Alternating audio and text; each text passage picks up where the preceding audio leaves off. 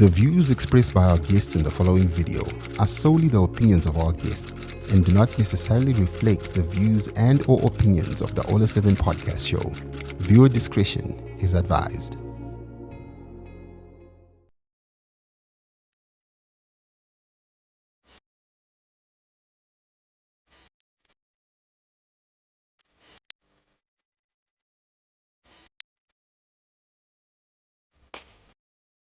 Hello guys, my name is DJ Ollah 7 Owen. Welcome to the Chief Air Marshal on your number one podcast in the land, the Ollah 7 podcast. It is on the spot, your favorite segment.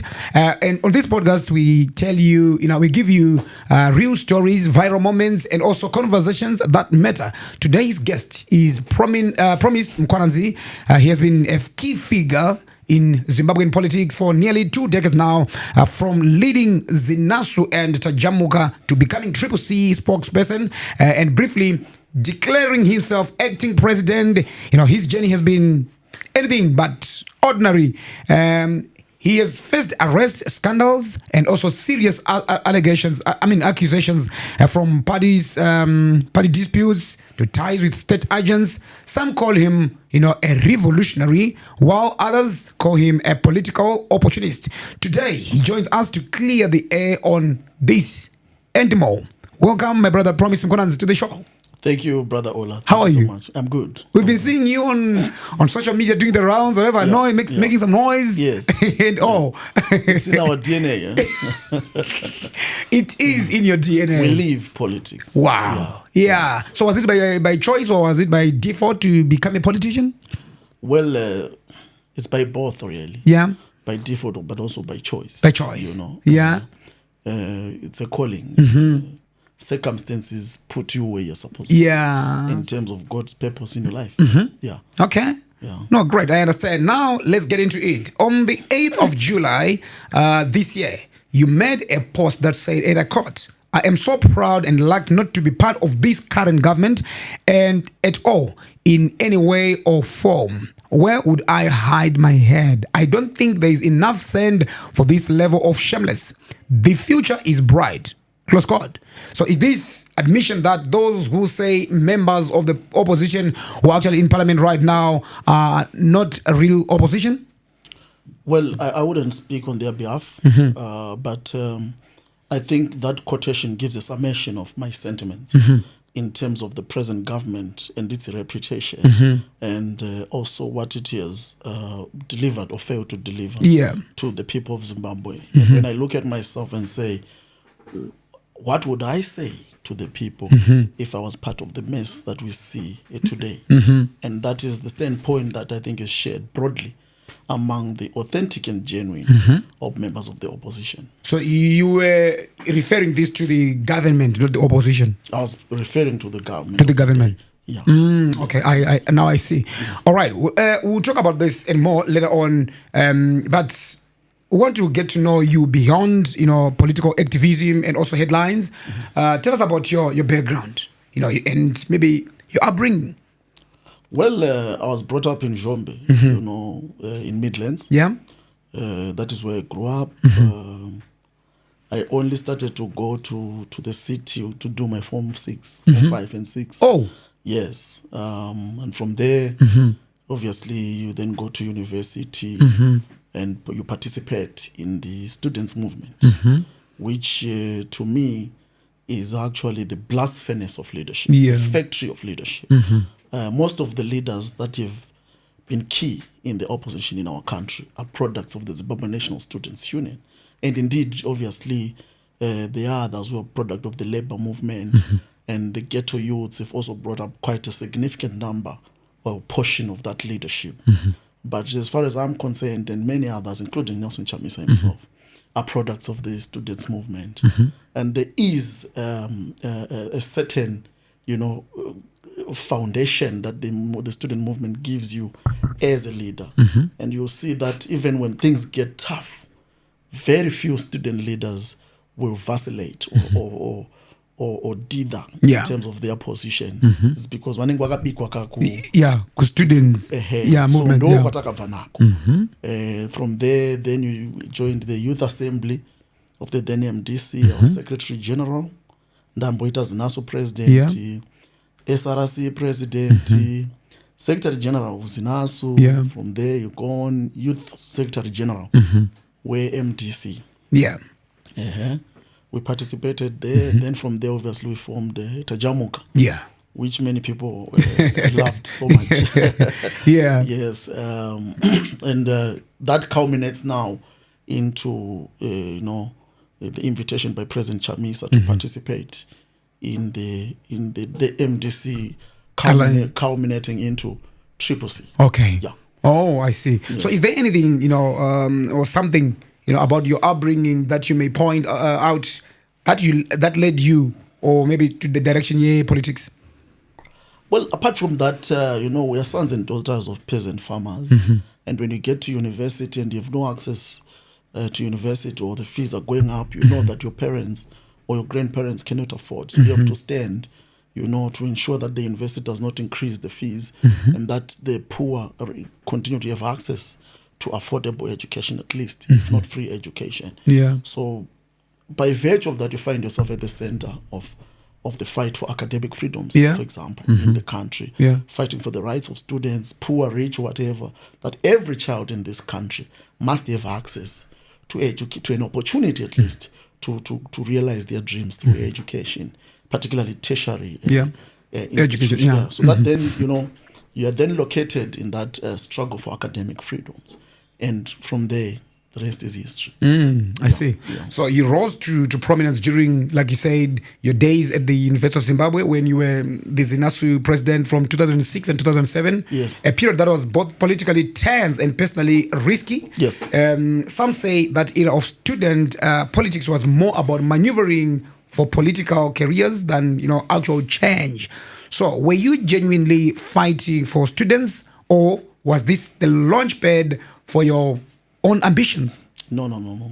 There were no ambitions at that point. It was just about saying, look, this is the situation we have as students.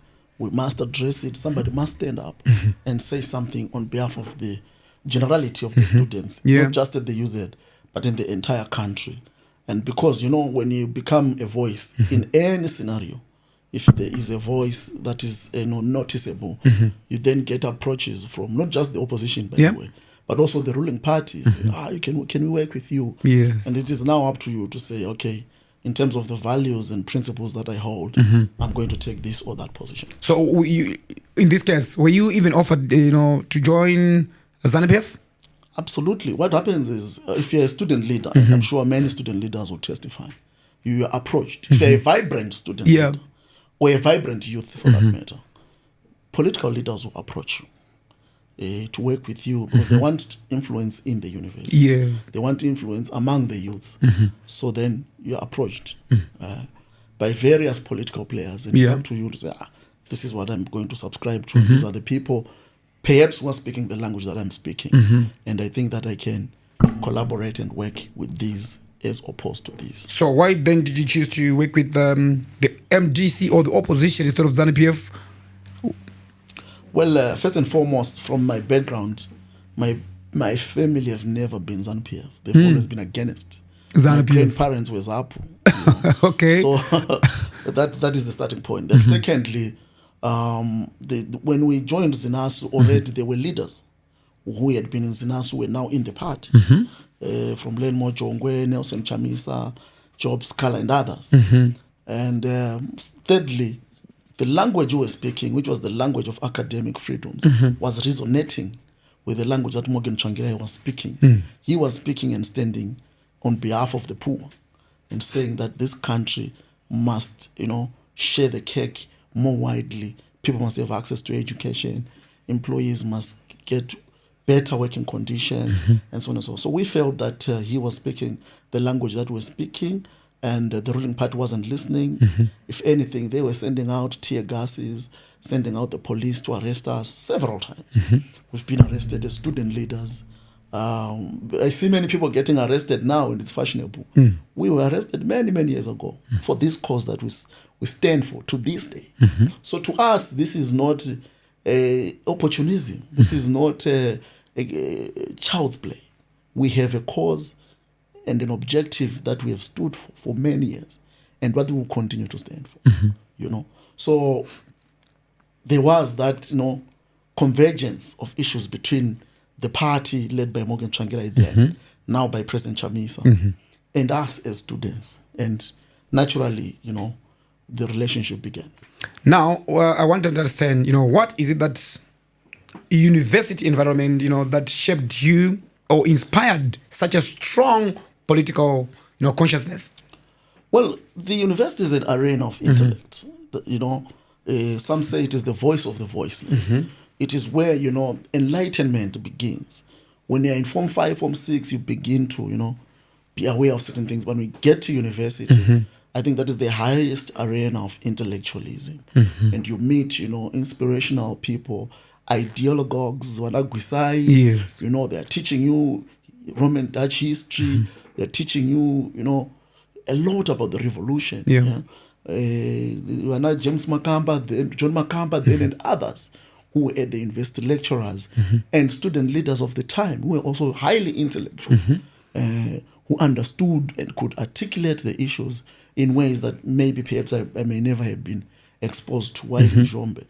And that inspires you now to try to get to that level. For example, Enmo Jongwe comes from my role. Yeah. Okay. And was one of the people that I actually went to the same school he was at before. Yeah. And the headmaster would always speak about who?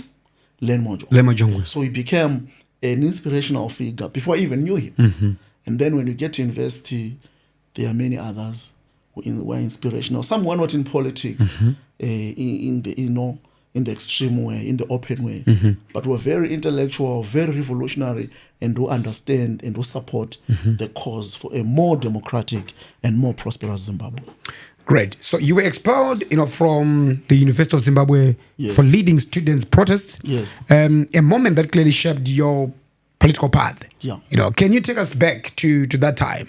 What exactly, were you and your fellow students protesting against during that time, and why did it feel important enough to risk your education for? Well, we had consummated a campaign which was called Academic Freedoms in Zimbabwe, Achieving Academic Freedoms in Zimbabwe, because that is about the time when the government began to commercialize education. Before that, if we had good points, you went to university, you were given a grant, and they were beginning now to transform to the point where now students actually have to pay to university. So we were saying, what about those children of poor peasant farmers, workers, unemployed people? How are they going to have access? The less privileged. Yes, how are they going to have access to education? That is the fight we were engaged in. And naturally, as this president of Zimbabwe National Student Union, I was at the pole position of that fight, and I was obviously targeted and expelled from the university. Yeah. And that was the end.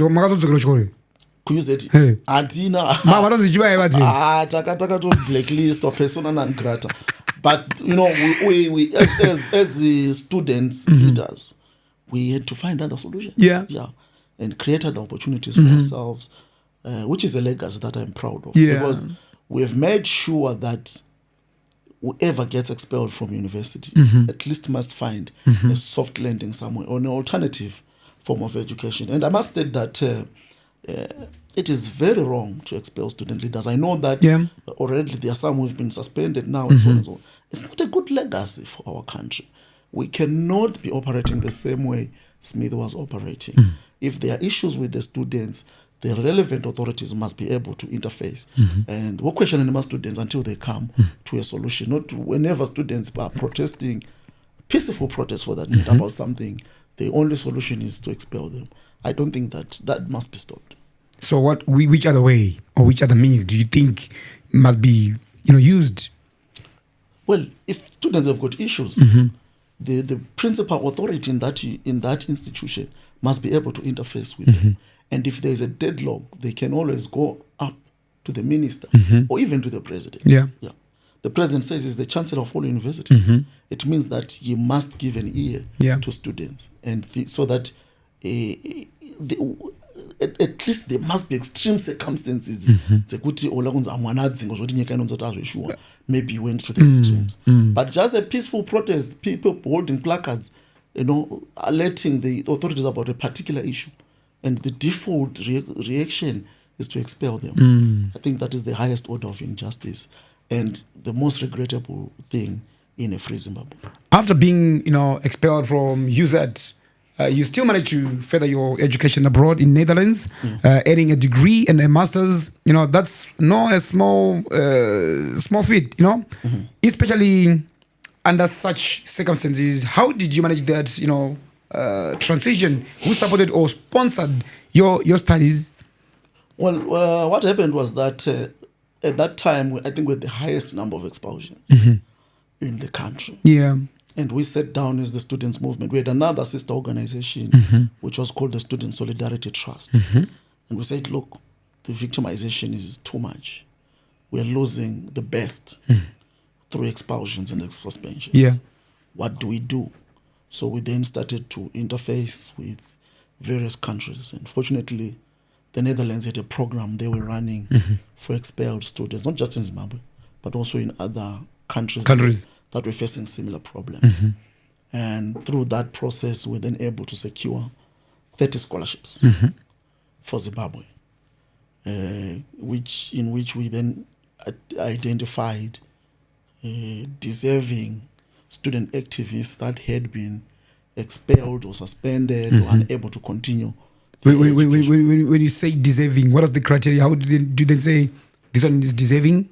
You had to be You had to be an activist at a tertiary institution in the country, and either expelled, suspended, or unable to attend school for one reason or the other. That is directly related to your activism. Oh, okay. Yeah, for example, in my case, I was expelled from the university. Yeah, I couldn't continue my studies for protesting. Yes, for peaceful protests, for genuine and legitimate issues of the students.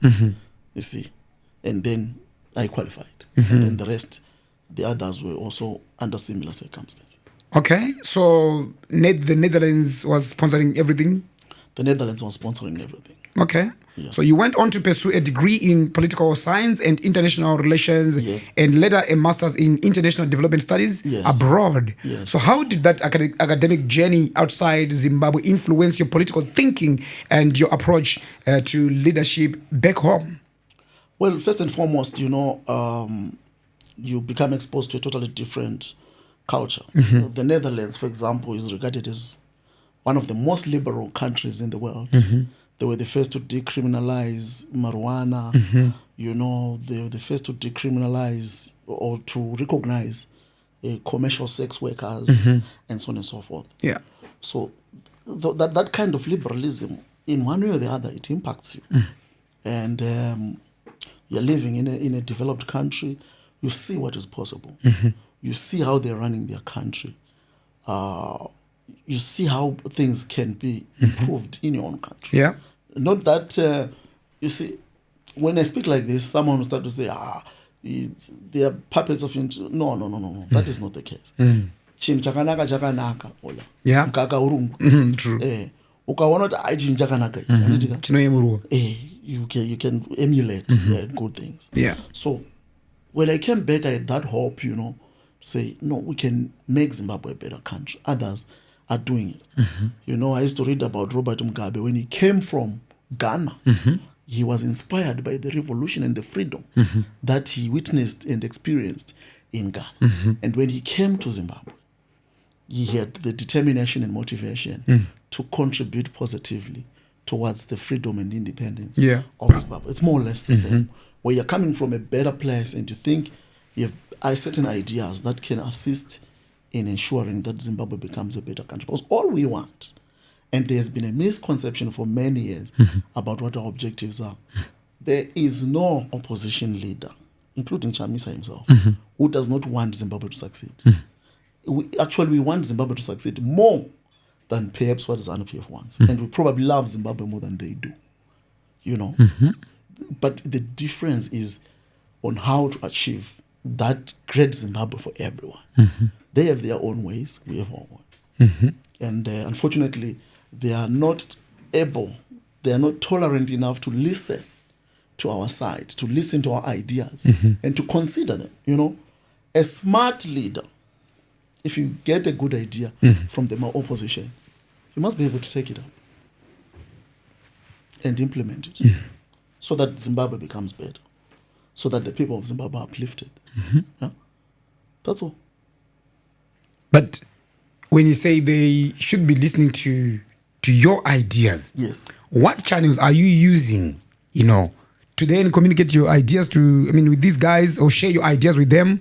Or rather, maybe they're saying, you guys, you're too aggressive. Sometimes it's not like getting us so like what we see in other countries, like even South Africa, opposition leaders, they do, meet with the ruling party, Absolutely. and they just have, but there's a consensus between the two parties or different parties. But in Zim, it's quite different.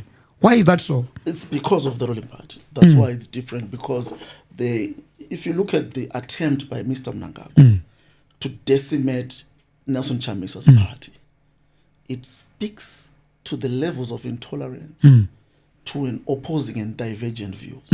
There was no need to destroy the CCC. There was no need to steal the CCC from Nelson Chamisa. He is the legitimate leader of the CCC. We'll get to at that. Least he was. Yeah? We'll get to that very soon. But I want to understand, sometimes when the opposition,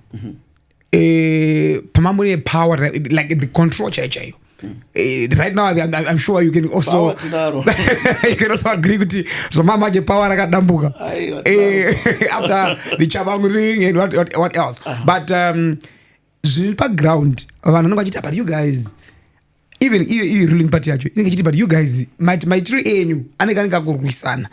Even my protest anoda kuita vamwacho anenge achiti moda kuita ma protest anenge asiri authorized, then maita asiri authorized moti tadzingirwa nematear gas and mvura inoswinya. Ari authorized acho vakatitendedza ndeapi? Actually under President Mnangagwa, and this is going to be his legacy whether he likes it or not. Protests have been totally disallowed, not just by the opposition. People are not allowed to gather to discuss national issues. What kind of a country is that? What kind of a country? The way people can't, their own country. But when you say they can't gather, Malinga might have applications. Yes. To the police. Absolutely. And they're denied. For no reason. Just no, these ones, we don't want them to meet. It is, even if we were to take over power, one of the most desirable things in any country is that there must be a strong opposition. Not to take over power, it's part of it, and it's a legitimate process. Yeah. But also just to keep you in check, to come up with other ideas, to question things, to expose certain things, just to give you that restraint, as a leadership. Yeah. It's healthy. And this is the point I want to make, that it is one of the most vital thing of any democratic society is multiplicity of views and players. And the government must ensure that it must allow opposition parties to operate freely, at least within the confines of the law. Yeah. But in Zimbabwe, it appears that any opposition, there are certain opposition that they themselves they want, not the opposition that the people of Zimbabwe want. The people want the opposition. The people want Nelson Chamisa to lead the opposition. If it becomes a government, it's another issue. But there must be that recognition to say this is the legitimate alternative in Zimbabwe, and it must be recognized and respected as such. Okay, I'll get to that very soon. Tichabada Ninyazi, CCC, and whatever Zakaitika Pesa. Now let's get to the Tajamuka era. Your name is a big part, of Zimbabwe's history. You led Tajamuka since Jikile, 2016, 2017. But protests during that time, Angari, so massive. What exactly motivated you to start that movement? The Tajamuka, was it like pure activism, a political ambition, or maybe something entirely, Tajamuka, we have a vicious cycle in our country. So what happens is, when we go to, it started in 2005, when you go to an election, after the election, the ruling party tries to... Maybe come close to your microphone, yeah. The ruling party tries to caused divisions in the opposition. It started in 2005. 2005. Yes, when Washman Ngube and others splintered Yes. from Changirai. So after the 2013 elections, we had a similar situation in which there was now, a lull in opposition politics. And we were thinking that perhaps we must bridge the gap by creating a platform that was not necessarily a political party, but that could advance, the day-to-day issues of the people. Yeah.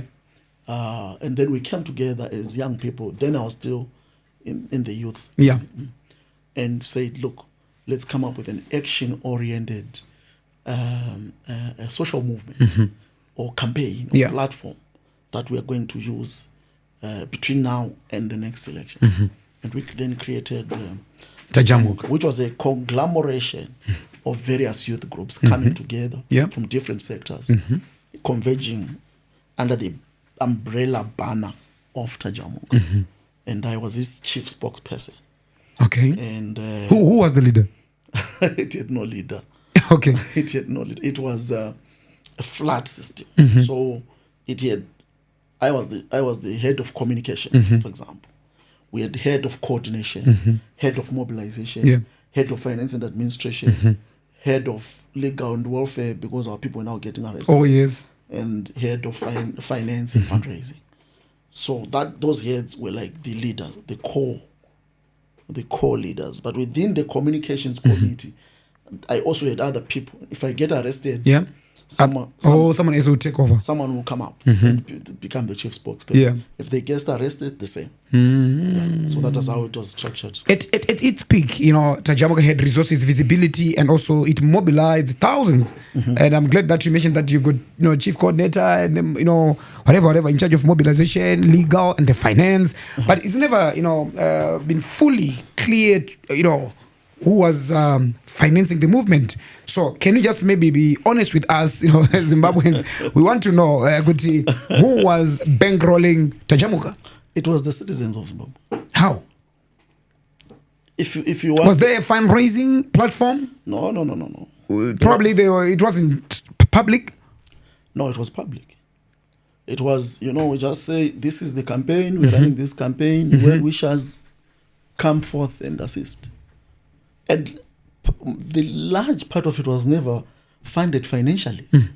It was through, if you wanted 100 t-shirts, someone would come pop up with 100 t-shirts. Someone would pop up with banners. Someone would pop up with fuel, with airtime. And we distribute, and our members are out there campaigning. Because, the reason why I'm asking you this was in many campaigns, Mamari, anti-government, we hear that they're being sponsored by the Western and other, NGOs. So, but that clear, okay, were you guys also being sponsored, even those who were part of the well-wishers, are those also from no. the West or the NGOs? That is the usual propaganda that I spoke about earlier on, to try and tarnish any alternative voice in Zimbabwe. The government will say they are being sponsored.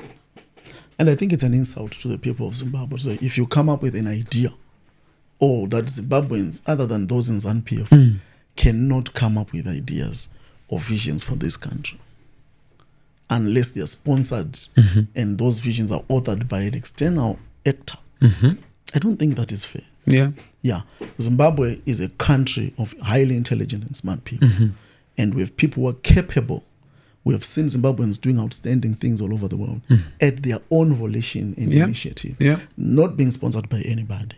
And to say that there is nobody in Zimbabwe other than those in ZANU-PF that can come up with their own vision or alternative for this country unless they're sponsored by somebody, I think it's the height of madness.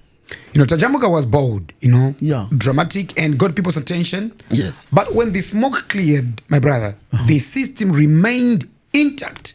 So, do you think protest activism, still works in Zimbabwe, or has it simply become a form of controlled venting with no real impact? It has to be a combination of factors. Nothing works on its own. We've seen historically, Ollah, that protests have transformed society, not just in Zimbabwe. I'm a student of political science myself. I can go on and on about case studies where protests, positively transform societies in the world, including in Zimbabwe. But that cannot be the only formula. There has to be dialogue, there has to be negotiation, there has to be networking, there has to be, policy formulation, there has to be thought leadership. A combination or a cocktail of all those tools, they create a conducive remedy to whatever situation you have. But nonetheless, there is no reason absolutely under the sun to outlaw protests. You can regulate them, fair enough. So that people that don't break into people's shops or do other things that are unlawful. But you cannot outlaw protests. Any society that is healthy must ensure that protests are permissible in any democratic society. If students want to protest, the police can file them up, and they protest. They protest, and the nation knows their issues, and their leader is given an opportunity to say, "Why are you protesting?" They come to you, the media. Mr. President of ZINASO, of SRC, we saw your people marching. What is the issue? No, the fees have skyrocketed, or our working conditions were in support of the lecturers. Whatever their issue is, and then it brings awareness, and people can then be, even government is pressured to say, okay, how do we address this issue? So some critics, argue that the Tajamuka movement fizzled out just as quickly as it rose. So what went wrong? Was it poor leadership, co-option, or lack of a clear plan beyond the protest? I think that the first problem was that Tajamuka grew faster than we had anticipated. And therefore, the capacity which we had to manage it became smaller than the growth and slower. So that created problems organizationally, institutionally, in terms of running or sustaining the process or the movement or the platform, whatever you choose to say. And secondly, obviously, Tajamuka was a major threat to many people. Yes. And I'm being diplomatic. So there were many people who also wanted Tajamuka to die. For one reason or the other, be it resources, political power, or threat to the state. Are you referring to maybe the government or the ruling party or even the opposition? I'm just saying that it was a threat to many people. Okay. Yeah. Including those in opposition? No. It was just a threat. Okay.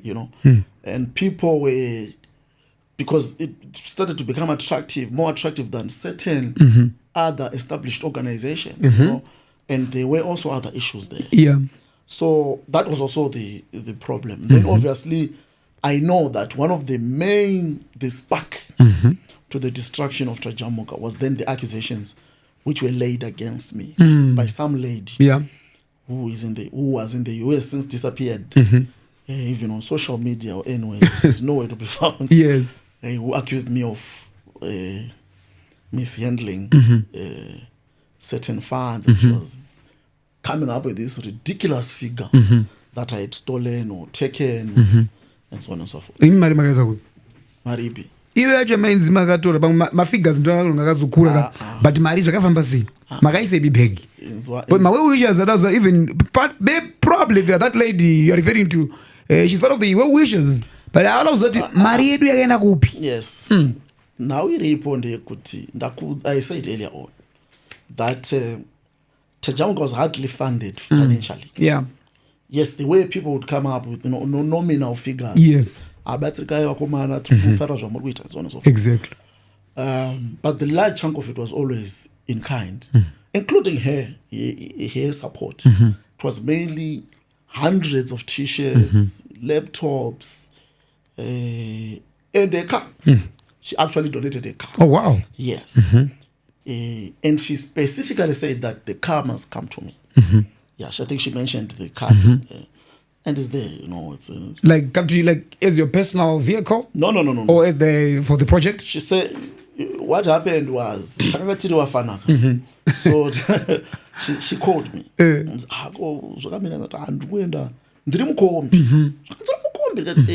and such a prominent person, which was what we told him. Exactly.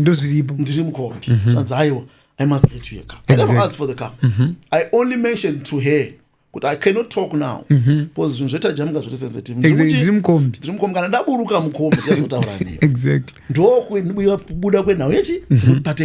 All right. Whatever Mangu. Promise Mkwananzi. So it means it was your personal car. I don't know. But if I deliver, what I deliver. Yakauya ri Mr. Mambo. Okay. Exactly. Nima laptop ne chichi. I'm telling my laptop everything. Yes. Tatora pa. Exactly. Tashandisa. Basaram famba.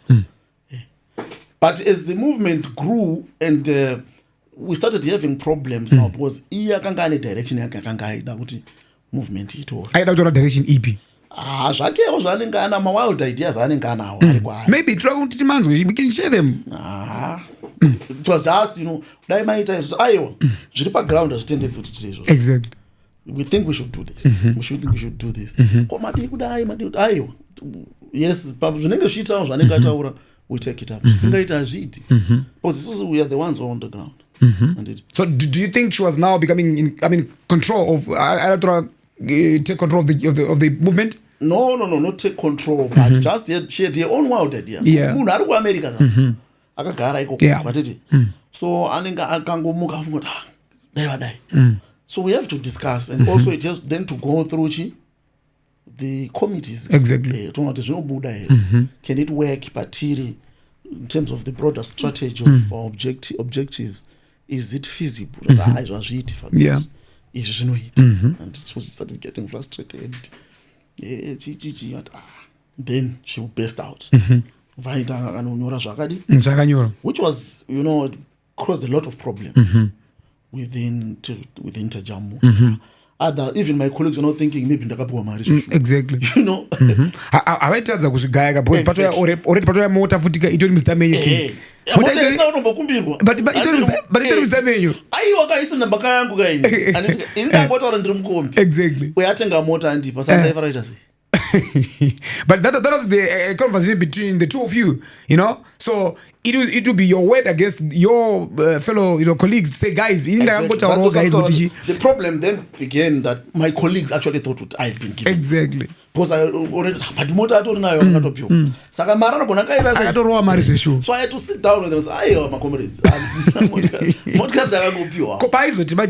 Misuse my fans. Boss semana ngatombonza mota nema laptop ane imwe funding ngati kure yanga achiunza pamwe akaisa ma figures akazokurisa than zvanga zviri pa ground but ma figures acho mari yacho makaishandisa sei mara anambondipa aibounza zvinhu taingotaura kuti ameno ndapandakazoenda ndakazinge ndasungwa then others took over pandakatosungwa ndakatoudza vamwe ma colleagues angu taura nafadziso anonzifadziso anokubetserai exactly vanaenda kujeri pandakabuda. That's when the problems began. And it all. Kuti pakadyiwa mari zakadai. But inini pandakange ndiripo, she never really gave money. Endai munotora ma t-shirts ndatoprinta. Endai munotora fuel, endai munotora airtime. Exactly. Endai munotora mota, endai munotora credit card. Exactly. So what happened to the car? Do you still have the car? I don't have the car. It was a small car and that's many years ago. No, I'm not asking about the size. How big or small. But I'm just saying, do you still have it? So you sold it? No, I didn't sell it. It's just there, but it's now, incapacitated. Okay. That was 2016. 2016, yeah. Takazoshandawo, Uzotenga dzimwe. Tazotengawo dzedu. Not dzokuzopiwa. Okay. No problem. So do you take any responsibility for raising expectations you couldn't deliver on, when it comes to Tajamuka movement? I think we delivered beyond expectation actually in terms of what we had set out at the outset of the movement. And it's a pity. Some of my colleagues from Tajamuka, they always say, promise, let's resuscitate Tajamuka. But that is my youth. Exactly. It's a vital platform. It is a pressure.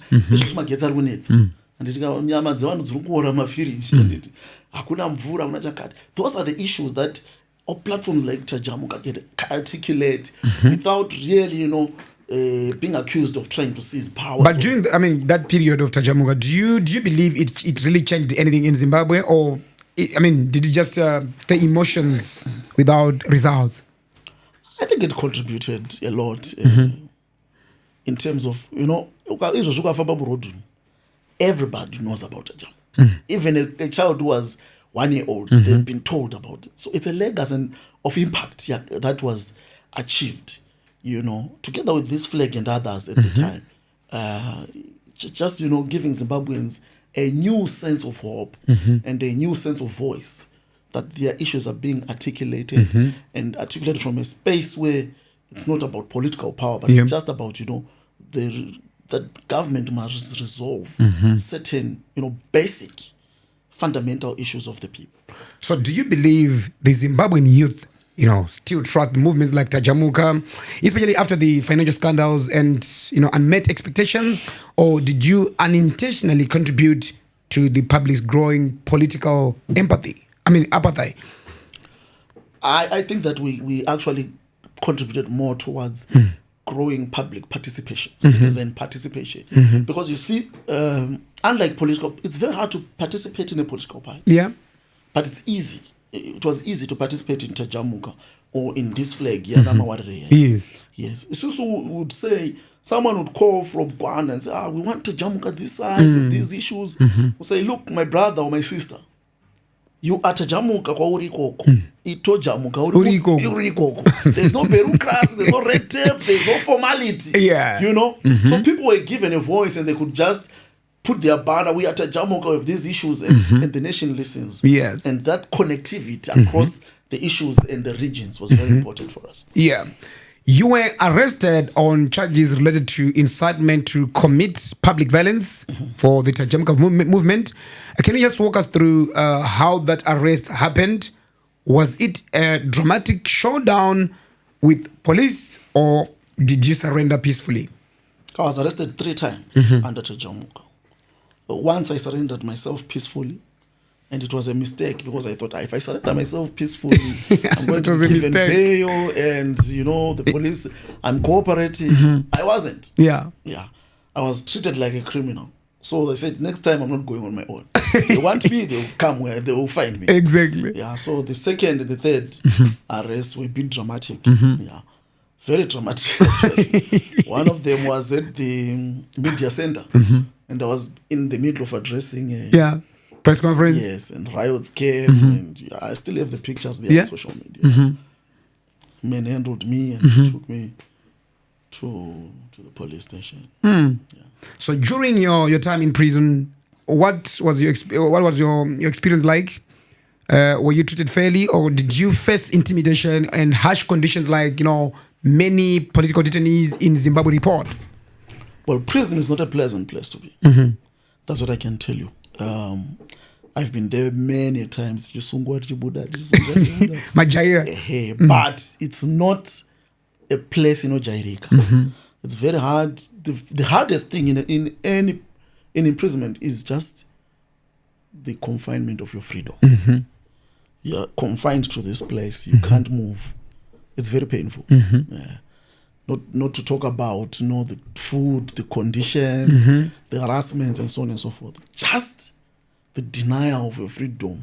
Say, I'm not living, don't Ollah. You can't do that. Exactly. You're imprisoned. If you've got business operations, you can't conduct them.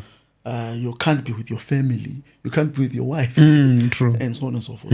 It's very difficult. So how did incarceration, affect your political resolve? Like, did prison break your spirit or strengthen your commitment to activism? In terms of this cause, Ollah, I cannot be broken. Nothing can break me. You can't break me. My determination to see a better and a great Zimbabwe for everyone. That is, I can't break it. Yeah. It's just part of my DNA. But of course, when we're in prison, sometimes your head is spinning. You just want to get out of the place, but you can't because you're arrested. So it's not very, very easy. And what it does is it reinforces your resolve, but also, it can change your tactics in a way. especially also now that we're no longer youth, there are many considerations. If I'm to go to prison now, my kids are in schools. Yeah. They have to be, and what impact is it going to have on them? Yeah. And so on. So it kind of, changes your tactic, but it doesn't change or weaken your resolve to see a So difference. you be like treading carefully, knowing, okay, if I just mess up here, the next thing I'm in prison, then my kids are going to be suffering and also being affected. Yeah, and it also teaches you that being arrested is not, what can I call it? It's not a heroic act. I'm not saying I'm afraid of being arrested. No, they can come and take me right now here. I don't mind. Yeah. But I cannot, so to speak. Yeah.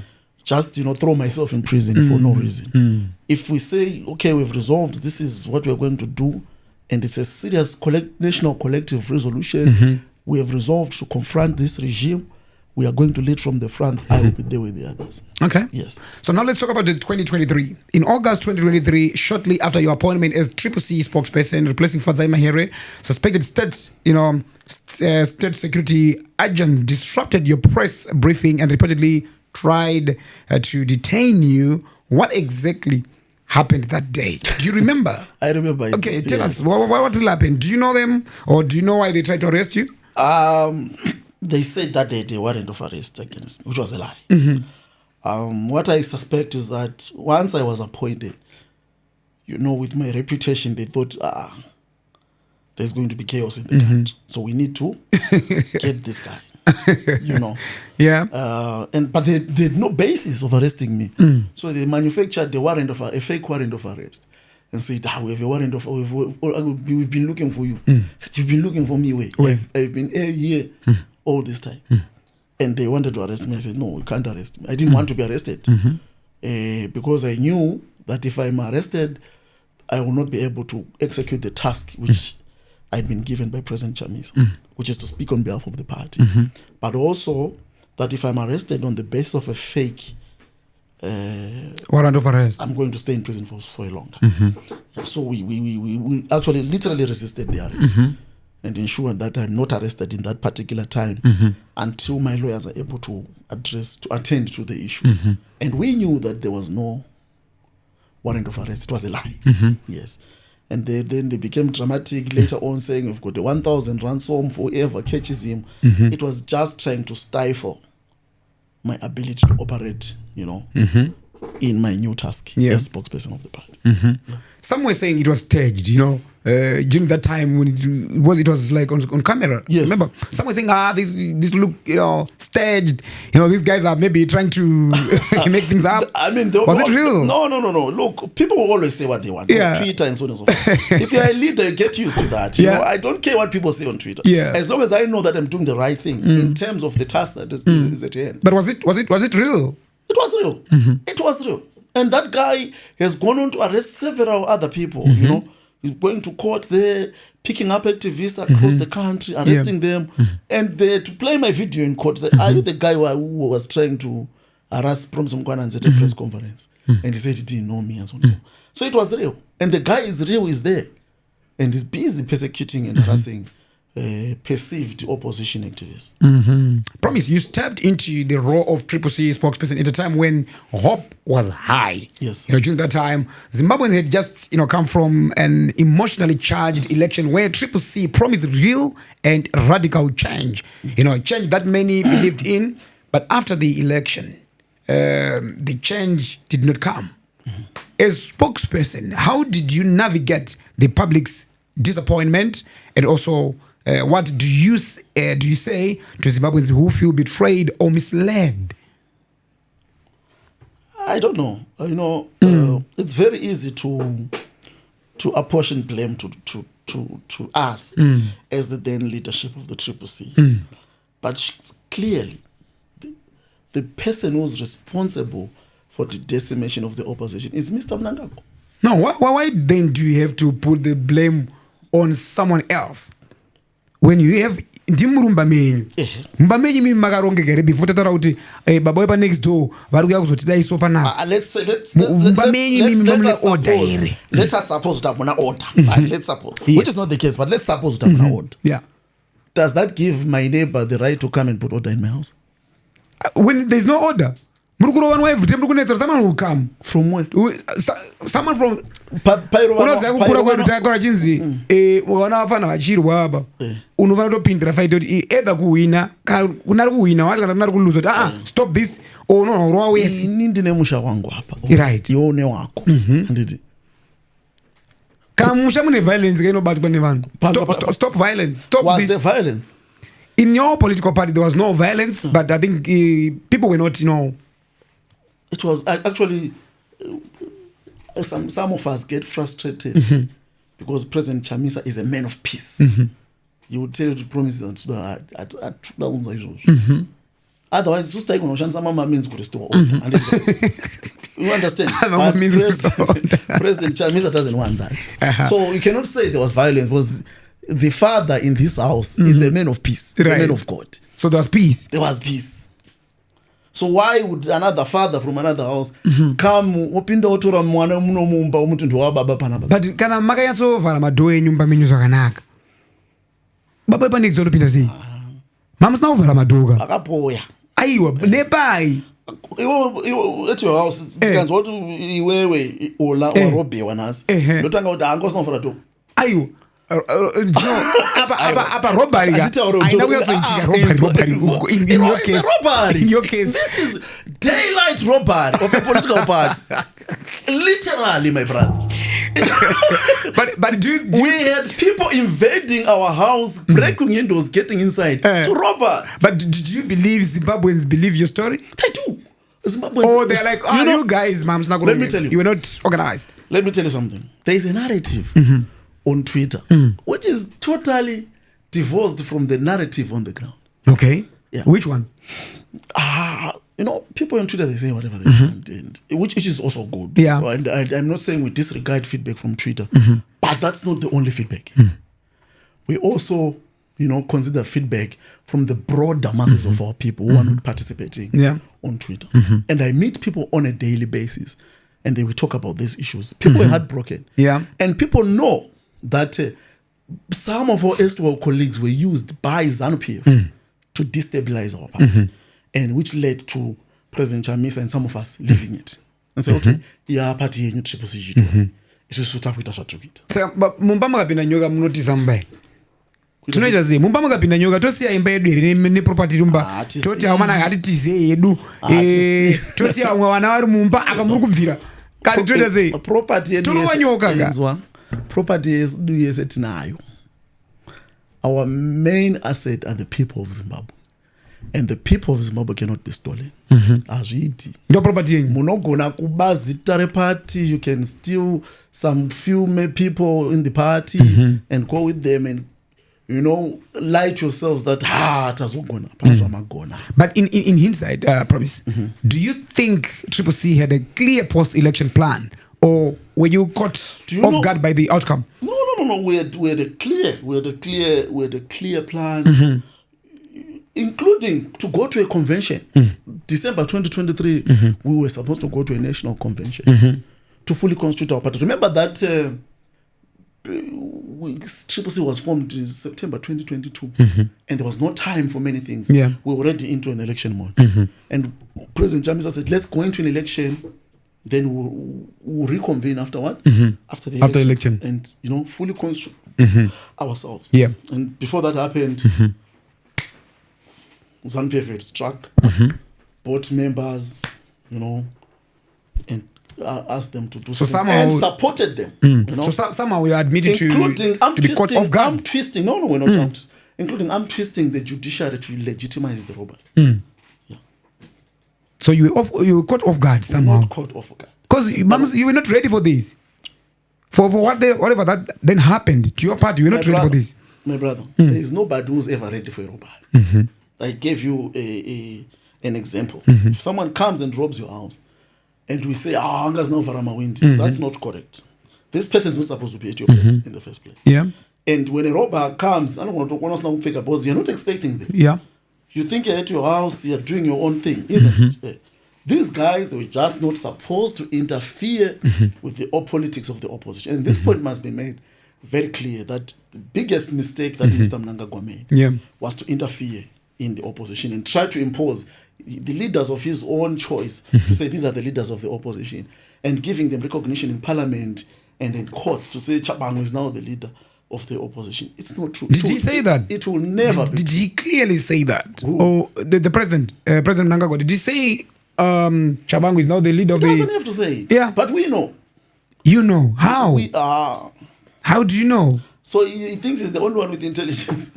We also have intelligence. We're a political party. We've got intelligence. We get to this information. We understand where it's coming from. If people meet, for example, they go to pre-cab. During the meeting, will be briefed. So and so is at pre-cab, is getting this deal or that deal or is doing this. We know already. Because we also have intelligence. We're a political party. And we know, okay, where is this thing coming from? We trace it back. Okay, so and so are meeting, so and so, they're doing this. Tomorrow they are going to do this. The judges are being twisted to do this. So and so is being twisted to do this to facilitate. What if your intelligence is misleading you? Because if they were really, really intelligent and doing their work, I'm sure some of these things my fundamentals is here even way before. If you guys if intelligence have gives you intelligence, if intelligence gives you briefing, you also verify it. You don't just take it. We are scholars. We're highly educated people. We know what we're doing. Yeah? So when something, even in research, someone gives you a research, you have to verify and corroborate it. Is this true? You've got means and ways and tools to verify. So and so was at pre-cab. We have to find out, is it true? It is actually true. We watch the space. It's not actually happening. It's true. Okay. Yeah. So we know. So let's talk about There's also intelligence that we throw us. No, this is wrong. This is fake. This is not true. We throw away. No process, Ollah. No process information. No process. Verified. Let's talk about the aftermath of the election. Do you believe CCC actually won the 2023 presidential election? 100%. 100%. 100%. Some people are of the opinion that internal disorganization, like candidate double fields, and also failure to protect the vote and strategic ambiguity, also contributed to the loss. Ollah, Mr. Mnangagwa did not win that election. I am 100% sure. How many voters? How many votes did he win with? How many votes did he win with? According to ZEC official figures, what are their figures? No, I'm asking you. They don't have the figures. Up to this day. Do you have your figures? Yes, we do. How many? No, look. ZEC. No, if you guys have the figures, yes, and you are the spokesperson, tell us how many. No. How many voters? I don't have the responsibility to say the figures. ZEC has the official responsibility. Yeah, they do have. But if you say you won, when ZEC then declared the SNP party to... When Tendai announced the results and he was arrested. Yeah. For announcing the results. And the issue was that he is not ZEC. Yeah, because ZEC announced some results. He did that before. Yes, you never announced it. I'm not about my results. ZEC did not announce the results. They just said Mr. Mnangagwa won. But they didn't even give us the figures. So why didn't you contest that in court? Some figures visa per website. Do you know that? Are you aware of that? So why didn't you protest that? I mean, contest that in court of law to say, look, where are the figures? Why didn't you guys go and challenge ZEC in courts? We didn't do it because we had done it in 2018. No, this was now 2023. Yes, it was in 2023. But yeah, because now that was going to then give confidence. Because you disappointed those who voted for you guys. No. We knew already. In any event, there was that election had been totally condemned. We're not supposed to go to court or to go on to announce the results before addressing the issues which had been raised by observer missions across the board. To say this election has not gone in accordance with the minimum standards for free and fair elections as calculated by SADC. I think that election is produced some of the most damning post-electoral observer mission reports. So we were supposed to address that as a nation, to say, this election has been condemned. What do we do? How do we come together? So did you address those problems? We did our To part. date? We did our part. What did you do? ZANU-PF also was supposed to do their part. No, what did you do? We as invited CCC? Mr. Mnangagwa to the table to say, look, the election has not gone according to plan. It has been roundly condemned. Yeah. Can we have a sit down And it didn't happen? address these issues? If it means that we have to go for a fresh election, then we do so, because this election has been condemned. And it didn't happen. It didn't happen. Mr. That meeting that you're saying, it didn't happen? Which meeting? You said you invited Mr. Mnangagwa to then sit and discuss. It didn't happen. It didn't happen? No. That was plan B failed. So what was plan B? Okay. Did you guys have... Okay. Let's say he has announced the results that he wants to announce, which, if no figures, why did he then have to go on to destroy the opposition? What was that for? No, destroying the opposition, was it during the election or was after the... We're talking about post-election. Post-election, The election of has course. come. Yes, now. It's problematic. Yes. Yeah? We have a hang Probably situation. because there was a loophole, a clear loophole to say, look, these guys, they are not organized. Look, there's an opportunity here to do A, B, C, and D. To rob. Anyway, guys, An opportunity to rob. You know what? Because you guys... Statesmen don't do robberies. No. Statesmen, they talk, they negotiate, we go into dialogue. They are nation builders. How You do cannot you... Okay. build a nation by robbing. But how do you respond to critics who say CCC's biggest enemy wasn't ZANU-PF at the time? It was internal confusion, arrogance at the top, and also poor planning. How do you respond to these critics? My brother, I attended all the national meetings of the CCC. They were, of course, a party cannot be 100%. There will be divergent views, but there was never any fundamental discohesion at the cockpit. At any point, there was never any question about who the leader was and what the program of action in place from before elections, during and post elections. There was a clear plan to say, this is how we are going to move. There was never. The problems were actually brought about by external actors who targeted certain opportunities in the movement and used them to create a facade of an internal problem which was non-existent. Yeah. The SADC, my brother, Observer Mission report was one of the damning, or the most damning, we've seen in years. Yes. And you have said it right here. It questioned the credibility of the elections, and cited irregularities. Why didn't CCC use that momentum, to then push harder legally and politically? We pushed. I think we pushed very hard. Part of this robbery that we're talking about, it was out of anger and frustration because there were certain people who wanted President Chamisa to bend to certain things. Okay. Huh? Say, okay, fine, we'll just recognize that you have won. He refused to do that. And he said, I cannot do that. I have to stand on principle. If I don't believe that the election went well, I cannot say you won. I can't congratulate you if I'm not satisfied that you won in a free and fair manner. And it was part of that, standing strong on principle to say, because it was much easier for President Chamisa to say, okay, I'll just say you've won, make me leader of opposition, in house in opposition, get these big cars and so on. But he refused to do that. And part of this punishment we see now of the party being destroyed was because of the principled stand that we took as a party. Other than, unless you're saying we're supposed to be violent, which was not part of our cocktail of options. But to say we're going to stand firm on this, we were quite clear, and we've been clear on that. Even if it means they steal our parliament, they steal the parliamentary money which is entitled to us, and they give it to whoever they want to let it be. But the record is clear that we have stood with the people. We've refused to give in to pressure. We've refused to give in to trinkets of pieces of silver and pieces of gold. We stand for what is right. We stand for the people of Zimbabwe. It doesn't matter how long it takes. Many people say, it's taking long, so what should we do?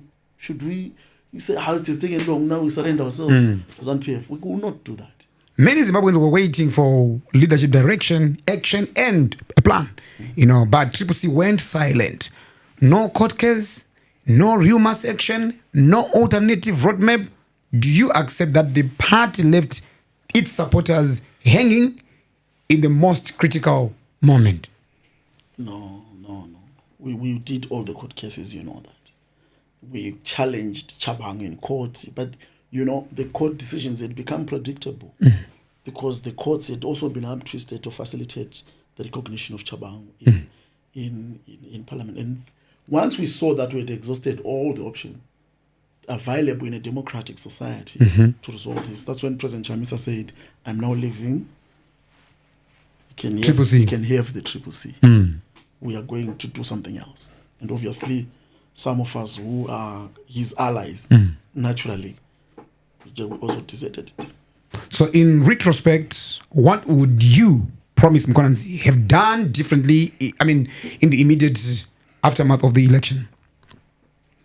I don't think there's anything I wish I would have done differently. But I think that the ruling party could have done things differently by not interfering with the opposition, just recognizing and accepting, whether you like it or not. Or Chamisa has won this, or according to your figures, not to us. We'll just let him be. His own party is upset. It was one of the things that was fundamental, was the fact that we had upset ZANU-PF's 2/3 majority. And once that was achieved, they knew that they could not, all this nonsense about 2030 would not be possible if we had been allowed to keep our party and our MPs, because we would just tell them, we are not voting for this, and whip them into line. That's it. And the constitution will be protected, which is in the interest of all citizens. The issue of the protection and the promotion and respect of the constitution is the issue of national concern for every right-minded citizen. We must be concerned whenever anybody is tampering with the constitution, especially with a view for a personal gain or interest. We must be concerned. And that vote which the people had given was very important in terms of ensuring that to safeguard the constitution or any other amendment which would be done to the constitution. And they knew, those who wanted to tamper the constitution, that as long as Chamisa is there, they're not going to be able to achieve the 2/3. And that's part of the reason why they bring in the Chabangus to steal the party and then ensure that whenever they want to change the constitution, they can just call Chabang, give him a few monies, and they vote for that. So let's talk about the chaos within the CCC, like you're saying, at the aftermath after elections 2023. The Sengezo Chabang saga, mass recalls, and also public confusion about leadership and structures. How did the party fail to protect itself from such blatant infiltration? Which infiltration? The Chabangus? Yes. No, you see, if you are, of course, any party can be infiltrated. But if you're working, you're working together. Yeah. And even here, you've got this, it's an organization. Someone can infiltrate this organization. Yeah. Come here, they are there, they are fixing cameras. You think you're working together until you realize is not part of it. Exactly. So it's not an easy thing, And it happens everywhere. Matsotsi. President Chamisa always say Matsotsi. And they come, they pretend. Now that the next election is coming, there will be sheep. President Chamisa, they want to come back now. Yeah? So that they participate in the next election. Because they know, I know it is an election, the Chamisa. Right. You see. So they came in sheepskin. We've reformed Chabang. Okay, let's work together. Because it has always been the spirit of President Chamisa to unite the people. Yeah. But sometimes it works against us because it was 2028. Let's unite.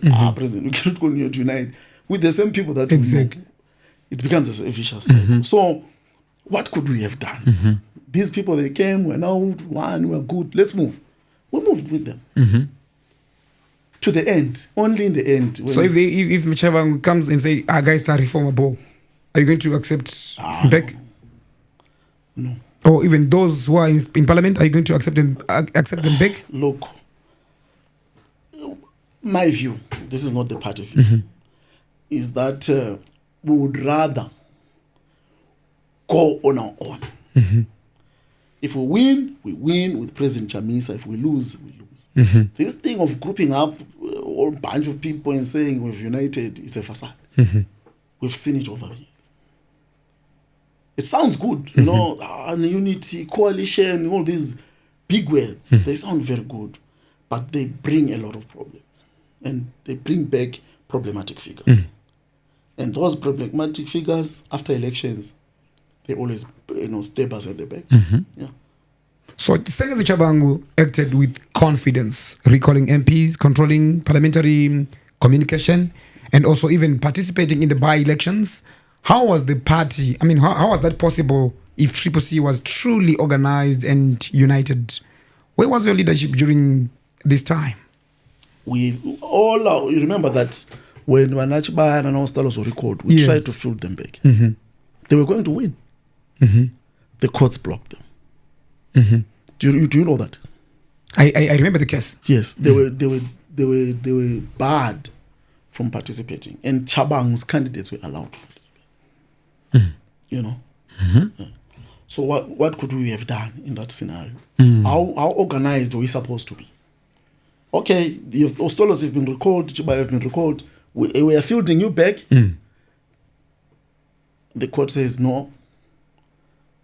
They are no longer. So you can see, it's an unfortunate, concubinage of the state apparatus with these individuals who have been quoted to assist this robbery. Okay. Yeah. All right. After Nelson Chamisa, resigned from CCC, calling the parties contaminated and hijacked. Yes. You moved swiftly, to declare yourself acting president. Many saw that as as opportunistic. Was it leadership or an attempted power grab when you introduced your? It wasn't a power grab. Yeah. What was it? Look, we didn't start to move there. We had already started moving swiftly to counter some of these things. And when the president resigned, because part of the reason was that when we sent our letter to Parliament, the Speaker of Parliament said, we listened to Chabang because his letter came first. That was his argument. So the first come, first serve basis. So as soon as President Chamisa resigned, I put my letter. I was the first. Say, okay, President Chamisa has resigned. I'm now the acting president of CCC. So you must accept my letter because I've come first. There is a precedent. Did they do that? They didn't. Because they said, if you accept promise, you have put back Chamisa. Yeah. So you did that for parliament reasons? We did that to try and protect our MPs and councillors and bring order, so that Chabang could not continue to do what he was doing. So had it been that your letter younger accept more parliament, so were you going to be like the acting president? Because what we wanted to do was to stop the recalls. So if once my letter had been accepted, we would then know that there would be no recalls. Both Mnima acting president. Yes, there are no recalls. We are in control of our MPs. We can regroup and whip them. And how on earth would we just wake up and say, "I am now the acting president"? There were other processes.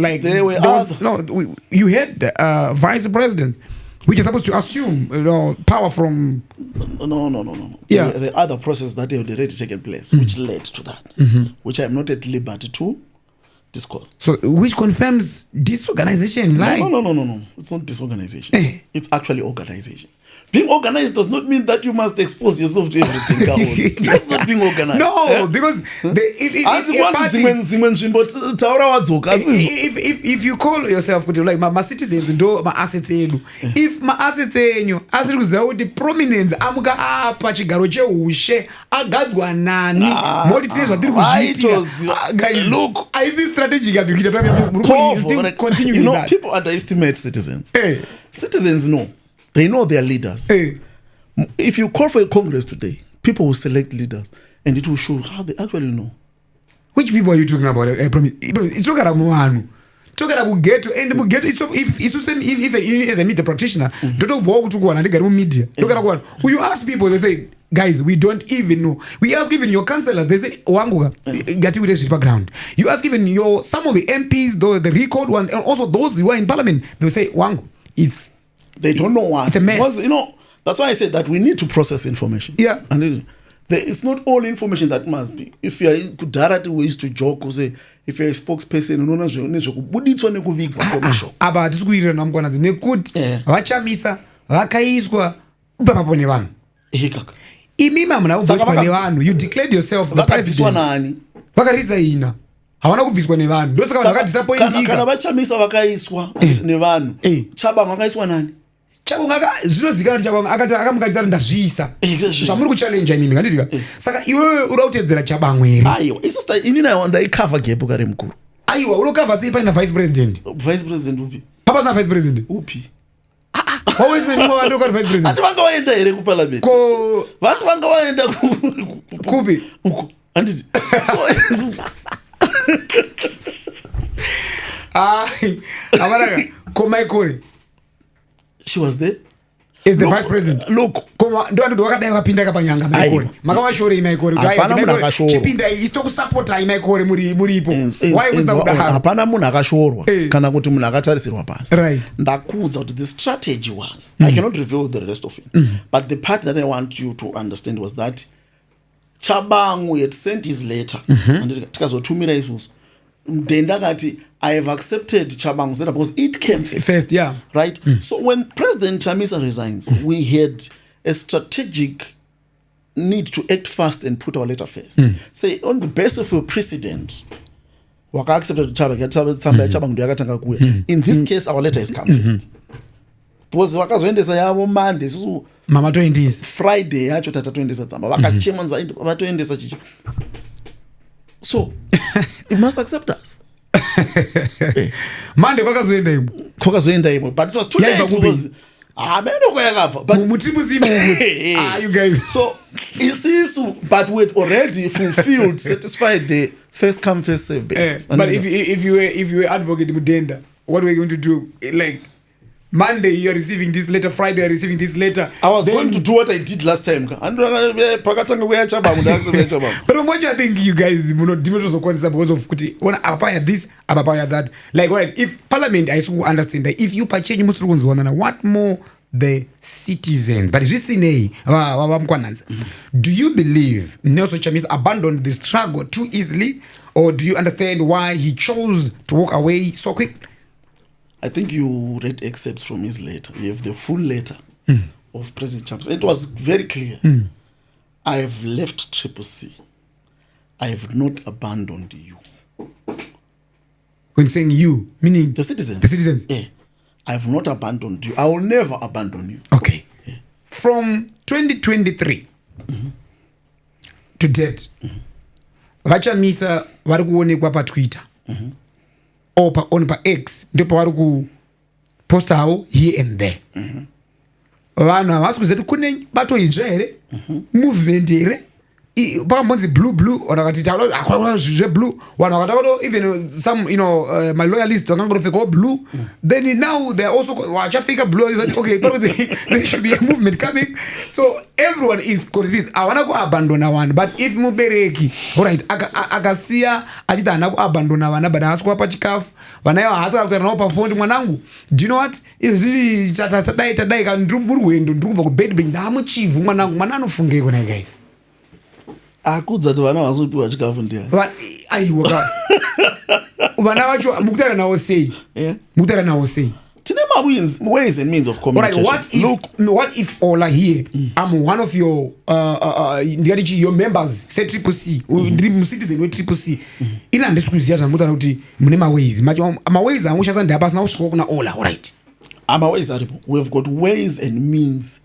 and networks but kana isina kusvika kuna Ollah it might miss one or two even it's not any message can miss what one or two. What more about munhu ari incholocho munhu ari kwangu kuruzeva kwari kwarisape kwauri kutaura ikoko asiri kutoziva kwauri kutaura ikoko kuna nacholocho kuna nachendambuya that's where people are aware of what is happening No. People are actually people. My brother. Promise. You might defend the party whichever way you want. I'm not defending the party. But people are lost. Your voters are lost, totally confused and disappointed. No, I was saying good. Information dissemination is a double-edged sword. The unintended consequence of giving information without strategy, it ends up in the wrong hands. And you equip your opponents with information well beforehand for them to counter what you're doing. So we are trying to balance. It's a very complex and complicated balancing process to balance giving your people information without necessarily giving also the information to your opponent. You know, so those are some of the things that we are. But even whereas I'm my political parties akatowanda, but they give clear roadmap to their voters, their party members and stuff. But guys, this is how we are going to do the thing. No matter ANC EFF will just do their thing. No matter DA EFF, I mean even the NPA, all these political parties one has a clear message. Chinoita to a certain political party, I think it's because of their ideas and they clear map and clear. But if you guys do your things like under the cabinet, say, oh, two gatherings now behind the doors, no, but then you have two gatherings like that. No confidence. Even Pamnoti promise Madzoka mapa Marupinda Panyanga, you also ask the same people to say, yeah, Tadzoka man, yes, wrong. You know, I mean, it's twice. It's twofold. The first thing is that Zimbabwe is a very peculiar. It's one of the last remaining countries that still operate under a totally authoritarian environment. Unlike ANC, where you're talking about, and Zambia and others, some of those countries have kind of, a little bit more opened up than us. So here, the government of the day is quite authoritarian and also very securocratic, basing its governance and politics on intelligentsia and counterintelligence and so on and so forth. And once they pick information about your processes, they will be quick to, kushanda opposition, which is not the case in other countries. The second point is that we give people information when it's appropriate and necessary, and also relevant. So, for example, if we know, I know they say our party has no structures, but we know our structures. But the parties, the structures must be known by everyone, every member of the party, not only you guys. At the appropriate time, they will be known at the appropriate time. But now we're still organizing, right? We are still preparing. We are coming from a very difficult scenario. Trying to recreate everything properly. At the appropriate time, when the package is full, it will be given to the people. I think back former CCC, you remember President Chamisa went to a press conference. We formed this party, it's going to operate like this. He just didn't tell them that after the elections, we're then going to reconvene and reconstitute it properly. But the information that was relevant at that point in time, in which the people needed to know, was delivered. Okay. So do you believe that President Chamisa abandoned the struggle too easily, or do you understand why he chose to walk away? I've already stated that President Chamisa did not abandon the struggle. He put it in his letter that he had not abandoned the citizens. He had just abandoned and hijacked. Because there's also no point to expend your energy on something that has already been hijacked. Yes. Sometimes it's better to count your losses and move on. Rather than get stuck to a closed door. And I think President Chamisa was very intelligent. President was here. At the time, also not know he was actually correct. They, continue to knock at a closed door. So, when they are kana makatozoshamisa shamisikira akaita vamwana vese aiwa hatina kushamisika asi vakakudza here hatina kushamisika hatishamisiki right ero amwe musina kushamisika, it's okay. But did he tell you that, guys, I will be leaving in a week's time? Yes, he did. He did? Yes. What did he say? Exactly that. And we know people have different opinions, but a decision had to be taken. Resignation. Yes. So Chamisa walked away, claiming the party was infiltrated by the state. You stayed. Does that mean you believe the CCC was still legitimate? No. Look, they were also, whenever, let's or say, maybe you are part of those, sewer politics you want, you want about. let me tell you, Yeah. no, I'm not.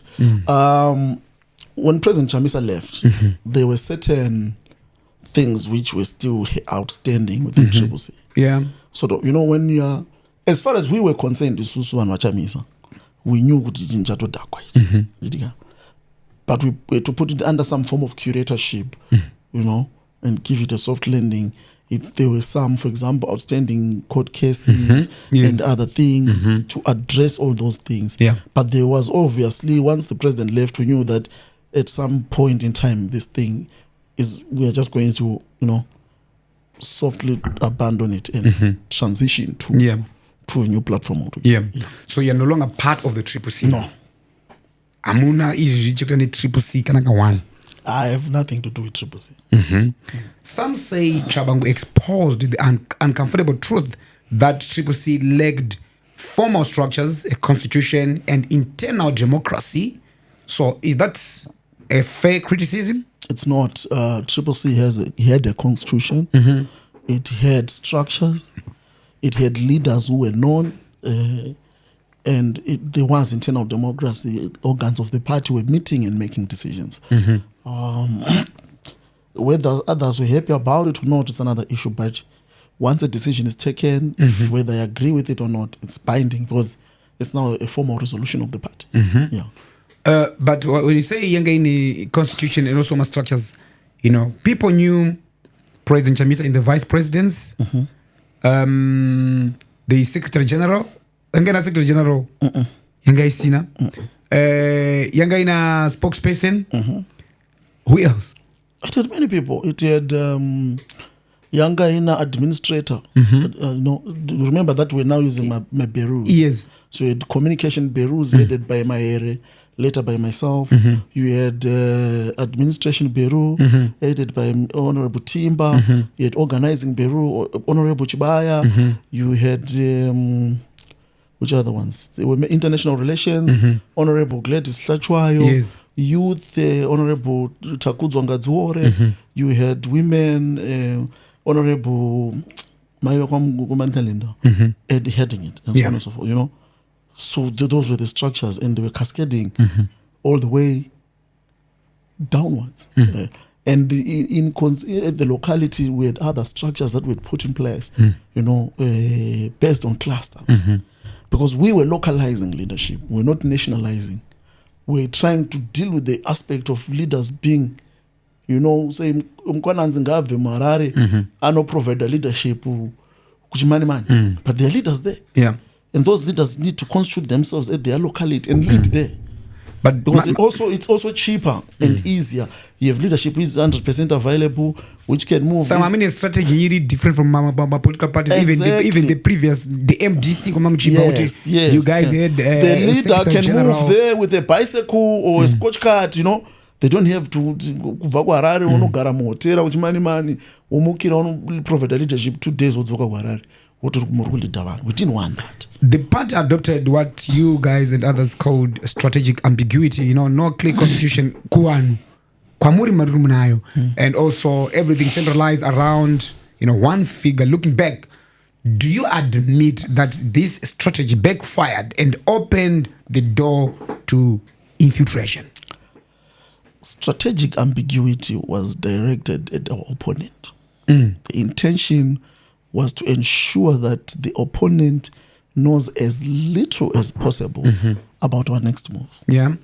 And of course, people then misunderstood to mean that everybody shouldn't know what is happening in the party. No, it was clearly directed at the opponent to disarm the opponent so that they are not able to counter or to foresee or foretell the moves that we're going to make. And it worked very well. That's why the regime was very frustrated. They didn't know what we were doing. They don't know how we campaigned. They didn't know, but they saw the results. How did they do this?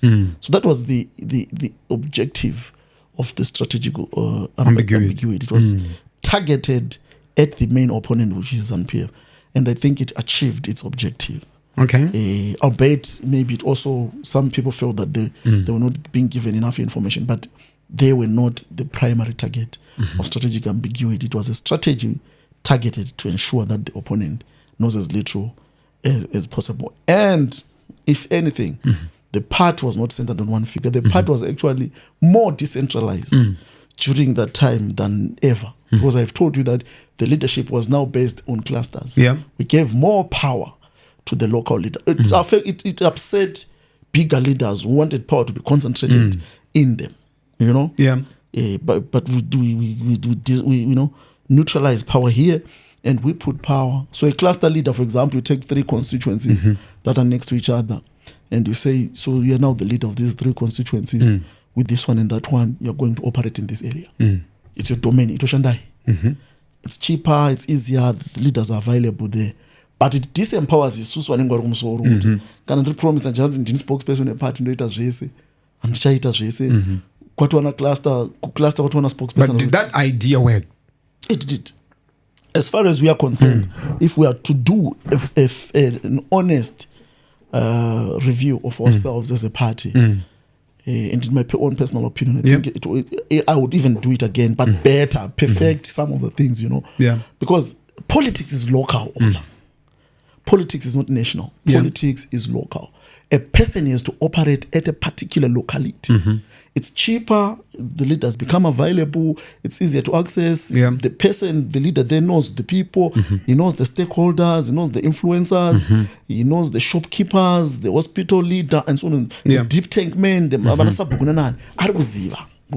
I know the area can operate in that area. Okay. So there's confusion now. Some claim they are part of the original Chamisa caucus, you know. Yet they continue to sit in parliament and under the leadership of Jameson Timber. Isn't that hypocrisy? You know, claiming loyalty to Chamisa while working under a different leadership structure. Look, like I told you, this is a very complicated scenario we have here. Because, you know, some of the MPs are actually just victims of what is happening. You know? They are victims of Chabang as well. They may not have been recalled, but they are victims to some extent. There are people who genuinely support President Chamisa who are in parliament. And they have a dilemma to say, what do they do? Some resigned, they resigned on their own. Some were recalled, some remained, but you know, just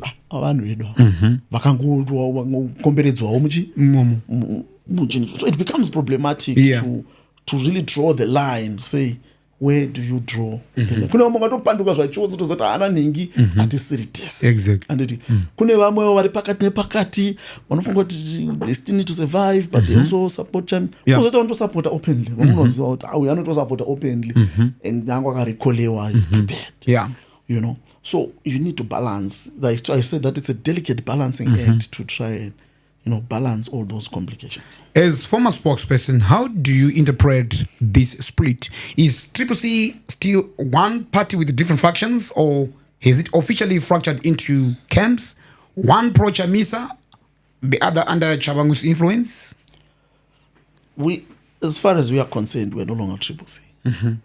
Whatever they do, what Chabangu does with that, it's his own baby. We have no concern about that. We are concerned about organizing and creating the alternative, a genuine and authentic alternative that is not contaminated or compromised by the ruling party. I think that's what the people of Zimbabwe want. They don't want an opposition that is compromised, that will support the ruling party. There's no point in being an opposition if you're going to support what the ruling party intends to do. So we've left that space and we are recreating ourselves in ways that I may not be at liberty to disclose now. But what I can assure the people of Zimbabwe is that President Chamisa has never and will never abandon them. He's working 24/7 together with pro-democratic groups. Are you working with President Chamisa? Of course. As we speak? Who else would I work with? Who else? Are you in communication with him? In contact with him? Yes. Who else would I work with? You know. So are you guys forming a new party? Look, I've said that we are working to recreate ourselves and to create a platform for the people of Zimbabwe to be able to express themselves. A platform, and to pursue a platform which is a political party or which is a movement, or it's just a platform like Tajamuka? No. It's a platform that will contest election. At the appropriate time, it will be fully consummated, and you will be advised. Okay. That's clear. Let's talk about the state of affairs after the elections. Let's talk about Zimbabwe today, economically, socially, and politically. How would you describe the current state of the country, and what's your honest assessment of how the government is performing? Look, a government that works on the foundation of illegitimacy has already set itself for failure. A government that works on the basis of divisions and has already set itself for failure. I think that Mr. Mnangagwa had an opportunity in 2017, from as far back as then, to become a statesman, to rise above partisan and personal interests and unite the political players in the country. I think the window of goodwill was there and could have been utilized to turn the destiny of this country in a totally different direction. He missed it. It popped up again in 2018. He missed it. It popped up again in 2023. And unfortunately, Mr. Mnangagwa missed it again.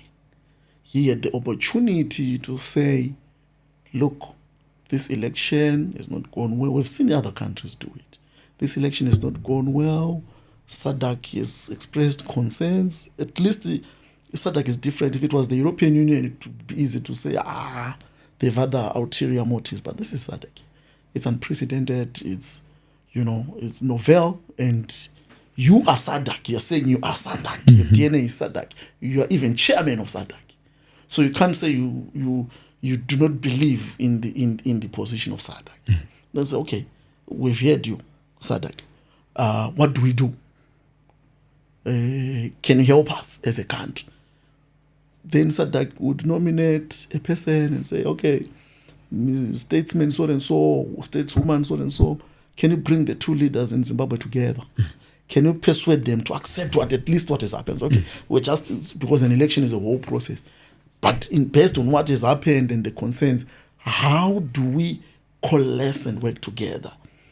And while working together, address the fundamental concerns that have been raised by SADC and other observers, so that in the future, Zimbabwe will have a different electoral process, but more importantly, so that you can operate with full legitimacy and acceptability across the broad spectrum of not just Zimbabweans, but also regional and international. And that opportunity was missed. And fundamentally, when you run on a false start, you can run, but you cannot go far. You can run fast, but you cannot go far. And that is sadly where we are.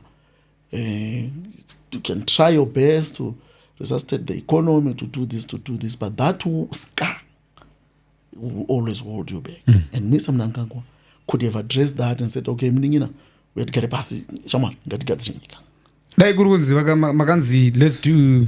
Let's form a GNU. Decisions could have been made, but maibvume kuenda for GNU kuti atazona zvamati zvakati nisadzakati ngatichite GNU. Were you going? I mean, guys, we have been in a GNU before. Yeah, I know. Because there was a relation that relations did not go well, and it helped the country for that time. So maibvume kupinda. It's not necessarily about GNU Ollah. There could have been more options. There could be a transitional government. There could be leader of opposition in parliament. There could be a GNU. All those options would be laid on the table. Then the leader of the opposition position was offered.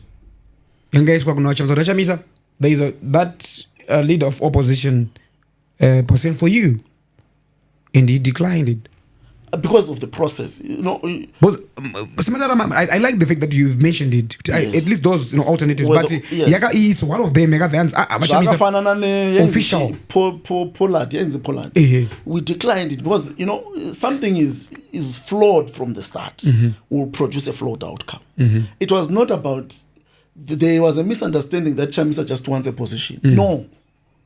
It was not about the position. It was about a reformative process to say, okay, let's accept that the elections have not gone well first before we give each other positions. Yeah. Right? The elections have not gone well. What are the concerns? They're in black and white. By an objective observer. Yeah. At least this SADC is accepted on both sides. Okay, these are the issues that we need to address. How do we then constitute ourselves in a manner that enables us to address these issues? So we can form a GNU, we can form a transitional government, we can incorporate the opposition, the British style, where the main leader of the main opposition becomes leader of opposition in parliament. But the positions were not the issue. The issue was to agree on a roadmap of reforms, which ensures that in the next elections we're not back to the same position where SADC expresses the same concerns. Okay.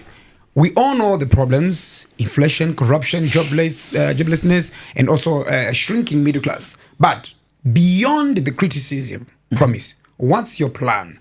What would you do differently, practically, if you were in the government tomorrow? I think the first thing would be to ensure that we allow the rule of law to operate. If the rule of law operates, it will eliminate a lot of our problems, including corruption. Once the rule of law is applied properly, uniformly, non-partisanly, and sternly, it will eradicate corruption, it will clog in a lot of leakages which are happening in the economy because of lawlessness, A lot of people are getting away with a lot of things because of lawlessness in the country or because of selective application of the law. That there are certain individuals who are untouchable. They can carry millions of dollars in their bags. You know that it's actually not allowed in a country. For you have to have an explanation why you've got $1 million in your bag when there is a bank. Because that leads to externalization, illicit financial flows, financial leakages, unaccountable movement and transaction of money. But there are people who can do it.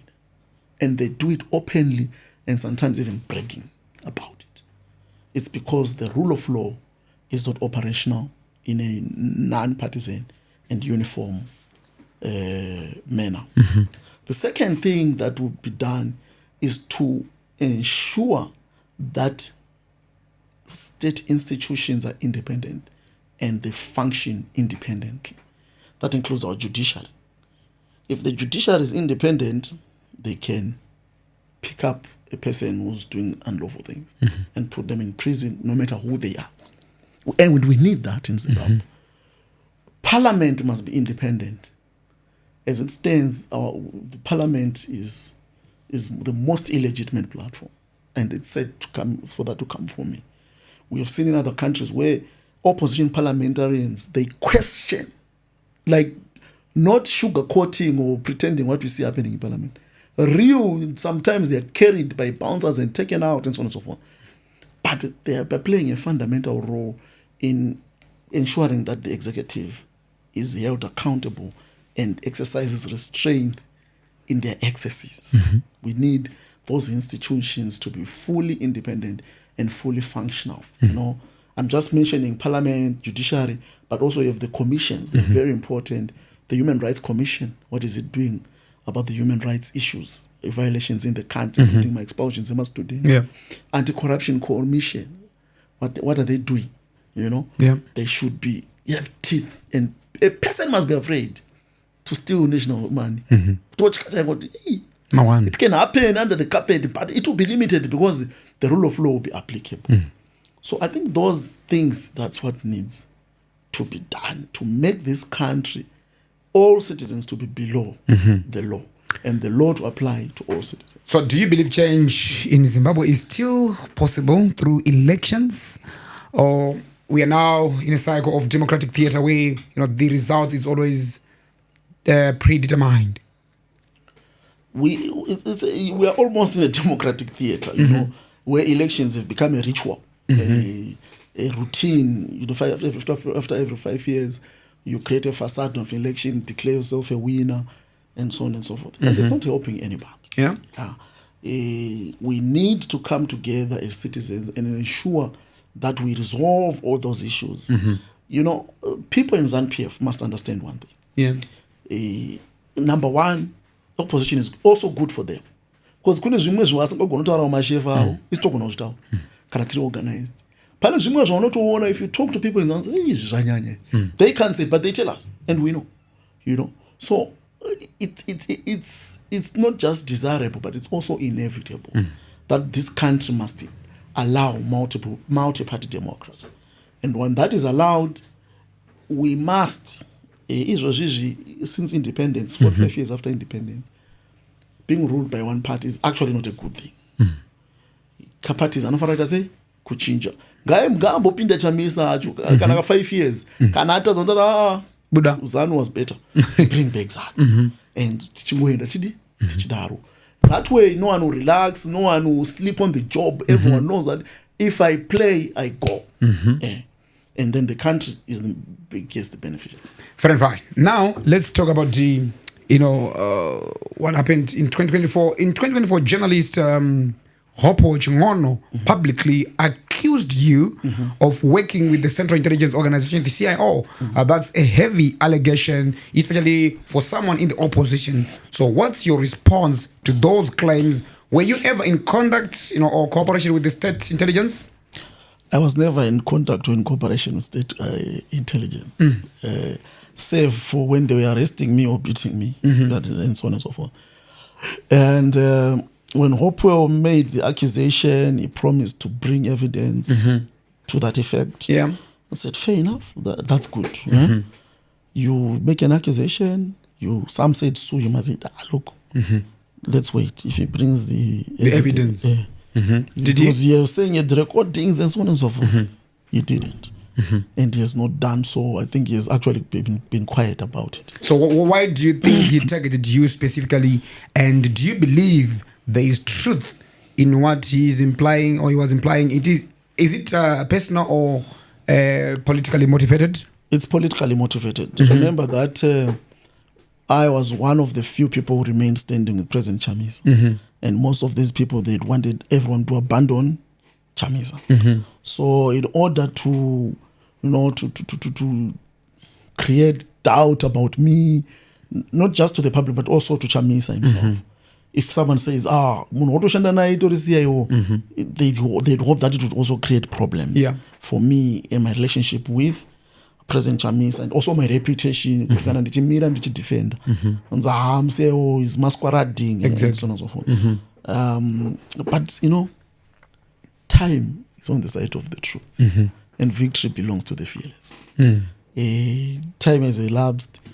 He has failed to come up with any evidence. What if today he decides to just give the evidence, or just to show the evidence to say, yeah, it is? Then let me be crucified.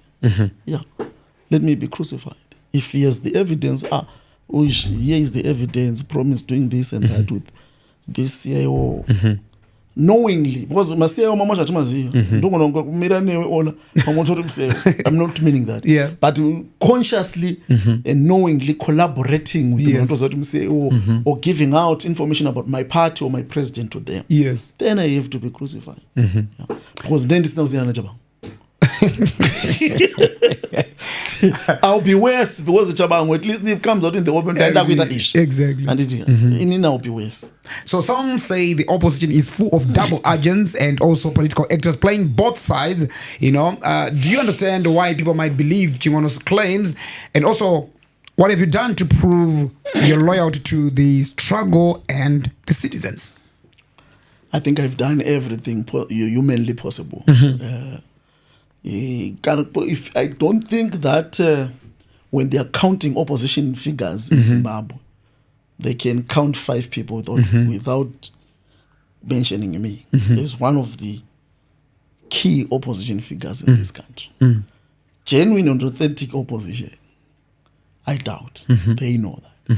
So I'm not worried about Hopo. It's not only Hopo. Many people say a lot of things, including some suggesting that Chamisa himself is a CEO.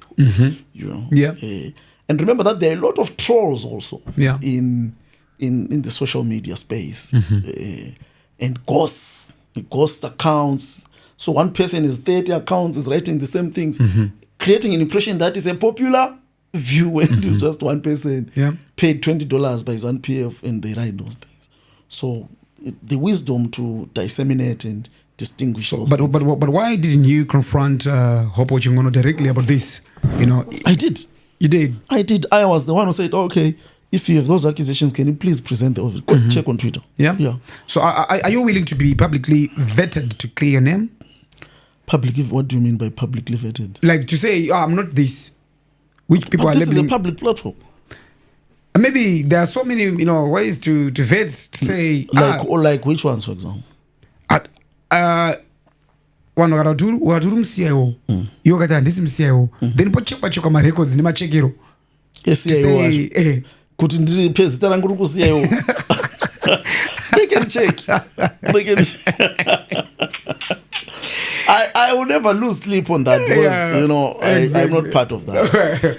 No, I understand. And I don't do it for the gallery. Yeah. It's just me. I'm not ZANU. I will never assist ZANU-PF in any way. Okay. If I had my way, ZANU-PF would be out of power. Okay. Yeah. And I've made this clear, and it's also for my security because if you double deep, you face problems. Exactly. They know why they're beating. Exactly. They can't do that to me. They can only arrest me if they have violated POSA, that and this, but they can't. I don't owe them anything. Yeah. So in August 2024, media investigations implicated you in a scandal involving Tamira Investments, which received nearly $50,000 from Harare City Council, for refurbishing the Morton Jeffrey Water Lab. Yet the work was reportedly substandard or left unfinished. What's your response to these serious allegations, Promise? There are no serious allegations here at all. Okay. When a company participates in a tender process, for example,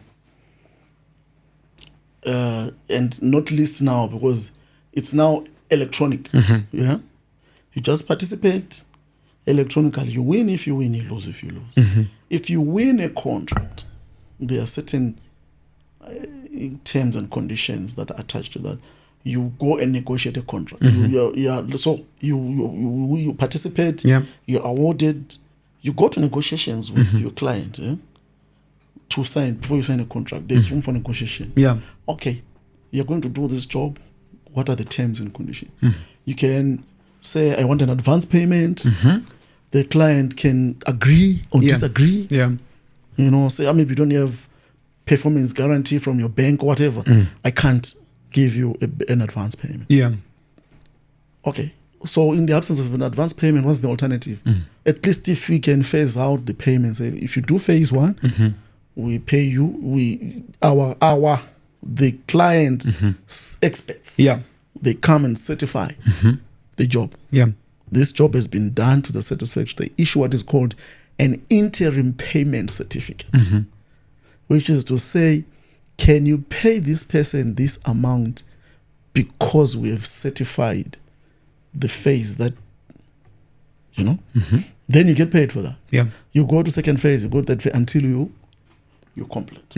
So this company started facing problems with their payments in two ways. Number one was the rate.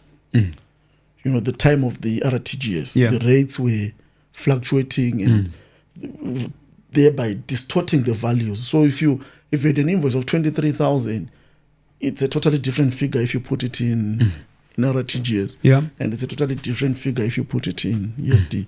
And every business person has a right to say, look, I'm being undermined here in terms of value. Yeah. And you negotiate, It's also in the Procurement Act, by the way. Yeah. It's very allowed to make a variation of about up to 20%, depending on the loss of value. So all those things, and then late payments. So you can agree on a value today, but if that value is then paid after 3 months, it's a totally different amount from what it was. Okay. Yeah. So Tamira Investments is said to have close links to you personally, were you directly or indirectly involved in securing or benefiting from that tender? I've told you that it was no, in terms of tender process, nobody can influence a tender unless it's a total violation. You know, we've seen some people totally violating where they think just doesn't go to tender at all. Yeah. It's just awarded to somebody. But were you directly involved? No. Or indirectly involved? No.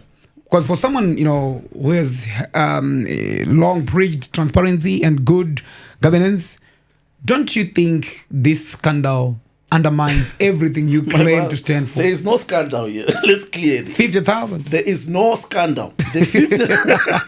The 50,000 was a part payment to a phase of the job that was already done. I saw them, the councillors, Mafume and others, exactly lying that it was an advance payment. It wasn't. Actually, let me tell you, in the end, that company was taken for forensic audit by City of Harare. Yeah.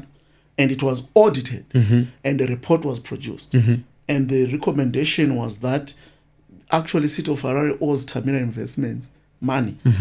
And Tamira Investments must be allowed to complete the job and get paid the balance. But the impression in the public was that this man was taken and no job was done. No, the job was done to perfection. It is City of Harare that was lagging behind in terms of payment. Okay. But and that stalled progress for some time, because also if you're a contractor, you can't go on and continue providing a service without being paid. At some point you stop and say, let's talk. This man, I'm owed this money since 9 months ago or whatever. Is that your company? No. It's not your company? I used to work for the company. You used to work for that company? Yes, before I was. And the company lost a lot of money because of its association with me. And they were very angry with me. And understandably. But it shouldn't be like that in a nation, you know, where because someone is opposition, they cannot participate in the economy. That's not right. So this is not just about, you know, unfinished renovations and stuff. It's also about public trust. Do you understand why many Zimbabweans feel, you know, you've become what you once fought against, a politician eating off the system while citizens suffer? Which politician ate from which system? People now, look, because pakambani kai ndatofarata kuvhota kuti kambani yacho yakatozo haisitofanira kushanda kwakaita newe because kwakaiti you're in opposition. But the company lost business because of employing me. And it's not right. So when the opposition are very employ you. Yeah. And I was just an operations manager, but I know everything and I structured everything. Yeah. Takaenda kuchikoro kuti tikwanise kuita mabasa iwawo. And these are companies are contributing to national development. Okay. It has nothing to do with my politics. And this company was started in 2013. 2013, I can't even remember where I was. I think I was in Netherlands. Yeah. Then I came, they were happy with my skills. I helped them. Technically, not politically. Yeah. Using my technical skills to do the work. Yeah. And including the audit, I still to help them because the project. Yes. And this company is not at fault. All that needs to happen is these guys have to pay their balance. But you know, kanoshini kari kumawandike kuti nyaya dzematenda dzavano unobhadharwa mari. Be it the government iri kukubhadhara mari, be it the local government inenge ichikubhadhara mari. But mabasa asingazodeliverwe. Kwakatoona kuti macompanies anotosika kuti iyi yakabhadharwa zvakati, iyi yakabhadharwa zvakati, mabasa asingazodeliverwe. Imagine if a company associated with dai kuchinzi andina kupedza basa sanoita patika. Yeah. Then ndiri kujere because I'm not chifayo. I'm promising opposition figure. Chadai ndakadya senti chairo dollar from that job. Dai ndiri kujere. But there was no case. It's an ongoing job, and City of Harare actually owed money to the company, not me. Okay. Yeah. But so, of course, never fight said they wanted to say kuti Tamira kapo advance payment promise akadya mari yacho. No, that's not the case. So are you willing right now here, you know, to declare your financial interests and also associations with the Tamira? No, I left Tamira. I told you that I was an employee. Just an employee? Yes. Well, I'm a senior management. Yeah. of the company. But when these things started, they said, look, we can't continue because it's now creating problems for the company. So I had to leave. Okay. Very fine. Thank you, my brother, for coming. And anything you'd want to share with our viewers before you leave? Well, thank you very much, my brother. It has been an interesting conversation. I like this space. You're doing a great job. Thank you. For this country. It's important to get such platforms, and we really, really appreciate the work you're doing. We also want to assure the people of Zimbabwe that no matter what it takes, we will be there. We have not abandoned them. We are working 24/7. At the appropriate time, the appropriate information will be delivered to the people. And the journey and the struggle for change will continue until victory. Thank you so much. That was Promise Mkwananzi here on your number one podcast in the land, the Ollah 7 podcast on the sports segment. Until next time, my name is DJ Ollah 7 Owen. We're Commodore signing out. Bye-bye.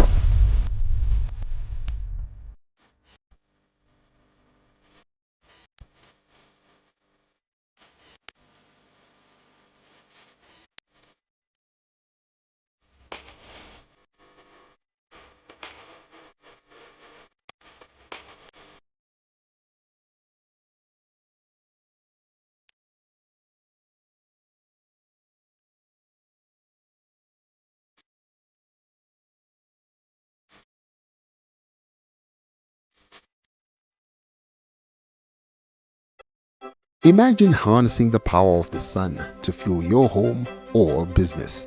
With Taze Solar, you can reduce your energy bills and carbon footprint. Taze Solar are experts in designing, installing and commissioning smart solar systems. Available in 5 and 10 kilowatt systems. With Smart Solar, clients can monitor their systems from anywhere in the world and maintenance can be done remotely. Switch to clean energy and join the sustainable future. Contact our team today. Schedule a consultation on the numbers appearing on screen now. Taze Solar. With solar energy, the future is bright.